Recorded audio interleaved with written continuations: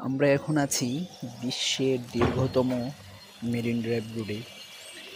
আসলে যারা কক্সবাজার আসি আমরা, এই মেরিন ড্রাইভ রোডে যদি আমরা না যাই, মেরিন ড্রাইভ রোড দিয়ে যদি আমরা কোথাও আহ, ঘুরতে না যাই, তাহলে সৌন্দর্য কক্সবাজারের বুঝতে পারবো না। কতটা সুন্দর দেখুন আপনারাই। আসলে জানি না ভিডিওতে কেমন লাগতেছে, মানে যা বলার কোনো ভাষা নাই। এটা আসলে টেকনাফ সাব্রাং পর্যন্ত যাওয়ার সময় এই সুন্দর সুন্দর সাম্পান, তারপরে এই যে সুপারি গাছ, একপাশে সমুদ্র, একপাশে এরকম পাহাড়, মানে খুবই সুন্দর, খুবই মন মাতানো একটা দৃশ্য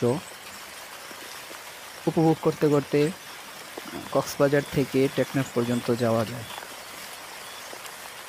কক্সবাজার থেকে টেকনাফ আমরা যারাই আসি, মানে এই মেরিন ড্রাইভ দিয়ে কিছু সময় আমরা অতিবাহিত করার জন্য